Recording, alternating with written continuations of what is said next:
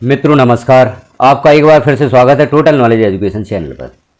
यहाँ हम जानकारी देखेंगे मध्य प्रदेश के अतिथि शिक्षकों से संबंधित उनके लिए क्या कार्य शुरू किया गया है, वह जानकारी हम यहाँ पर देखते हैं। अब सत्र 2026-27 शुरू होने वाला है, तो सत्र प्रारंभ होने से पहले अतिथि शिक्षकों से संबंधित कुछ तैयारियाँ यहाँ पर की जानी है।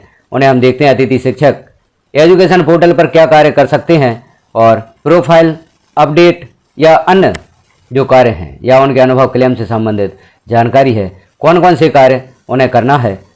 तो आप किसी भी ब्राउज़र पर सर्च करें एजुकेशन पोर्टल 3.0, जैसे यहाँ पर हम सर्च करते हैं। अब जो पहली साइट यहाँ पर ओपन होती है, इस पर क्लिक कर दें।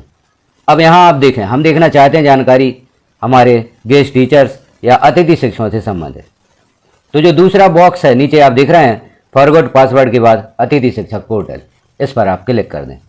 इस पर जैसे ही क्लिक करेंगे तो यहाँ पर महत्वपूर्ण सूचना देखें।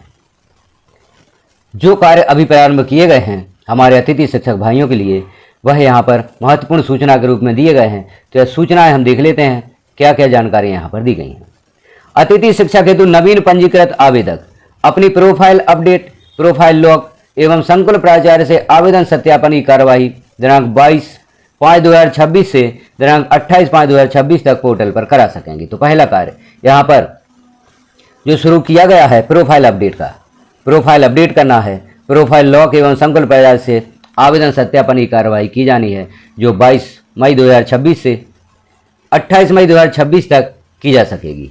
शैक्षणिक सत्र 2025-26 में शासकीय विद्यालयों में अतिथि शिक्षक के रूप में कार्य कर चुके आवेदक अनुभव प्रमाण पत्र हेतु माह जुलाई 2025 से अगस्त 2025 तक तथा सितंबर 2025 से मार्च 2026 तक का अनुभव क्लेम पोर्टल 3.0 से करने की प्रक्रिया प्रारंभ कर दी गई है। तो अनुभव क्लेम भी हमारे अतिथि शिक्षक भाई कर सकते हैं। तीसरा बिंदु है, पूर्व से पंजीकृत आवेदकों हेतु प्रोफाइल अपडेट दस्तावेज अपलोड की प्रक्रिया प्रारंभ कर दी गई है। आवेदक अपनी लॉगिन आईडी पासवर्ड का प्रयोग कर आवश्यक कार्यवाही करें। चौथा बिंदु है, पूर्व से पंजीकृत आवेदकों के पंजीयन में पूर्व से दर्ज योग्यता में बोर्ड या यूनिवर्सिटी नेम का नाम दर्ज करने की सुविधा पोर्टल पर उपलब्ध करा दी गई है। यह कार्यवाही करना समस्त आवेदकों को करना अनिवार्य है। तो बोर्ड या यूनिवर्सिटी का नाम भी उनकी योग्यता में ऐड किया जाना है, यह कार्य अनिवार्य है। तो अतिथि शिक्षक अपनी लॉगिन आईडी से लॉगिन करके यह कार्य कर दें।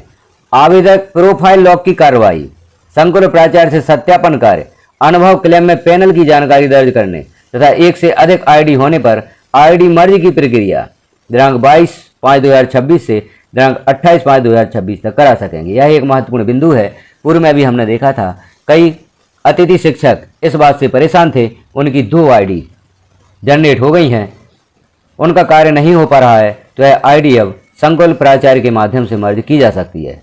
अगला बिंदु है, आवेदक जिनके द्वारा हायर सेकेंडरी कला संकाय में भूगोल विषय सम्मिलित है, वह अपने पंजीयन में योग्यता दर्ज करते समय आर्ट विद जियोग्राफी विकल्प का चयन कर योग्यता अपडेट करें।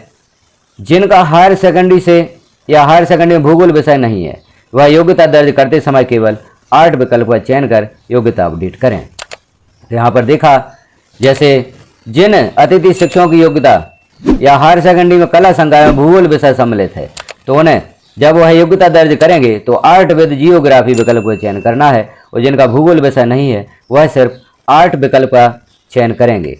वह आवेदक अर्थात एग्जिस्टिंग एप्लीकेंट जिनका पंजीयन GFMS पोर्टल 2.0 पर था या जिनके द्वारा पोर्टल 3.0 पर पंजीयन किया गया किंतु eKYC अभी तक नहीं की गई है, वे पंजीयन करने हेतु निम्न लिंक का प्रयोग करें। समग्र eKYC ऑप्शन पर क्लिक करें और जो नीचे साइट दी गई है, इस साइट के माध्यम से वह अपनी eKYC कर सकते हैं। तो यहाँ पर हमने महत्वपूर्ण बिंदु देखे, गेस्ट टीचर से संबंधित उन्हें कौन कौन से कार्य करना है। यदि आपने भी अभी तक यह कार्य नहीं किए हैं तो कार्य कर दें, ताकि जब अगले सत्र में आप अपना आवेदन करेंगे तो आपको किसी प्रकार की प्रॉब्लम नहीं हो। तो अपना पोर्टल आप ओपन करें, यह जानकारी देखें, इन महत्वपूर्ण सूचनाओं को आप अवश्य देखें। यहाँ पर जो महत्वपूर्ण सूचनाएं जारी की जाती हैं, इन्हें समय समय पर आप देखते रहें और आपसे संबंधित कौन से कार्य किए जाने हैं वह कार्य आप समय सीमा में पूर्ण कर सकें। तो इस महत्वपूर्ण सूचना के अनुसार अतिथि शिक्षकों को यह कार्य करना है, तो आप भी देखें और यह कार्य समय सीमा में कर दें। तो जानकारी कैसी लगी आपको कमेंट में एक बार बताएं अवश्य। चैनल पर पहली बार है तो चैनल को सब्सक्राइब भी अवश्य कर लें। ताकि इस प्रकार की महत्वपूर्ण जानकारियाँ आपको नोटिफिकेशन के रूप में प्राप्त हो सकें। हमारे साथ बने रहने के लिए, जानकारी को लास्ट तक देखने के लिए आपका धन्यवाद।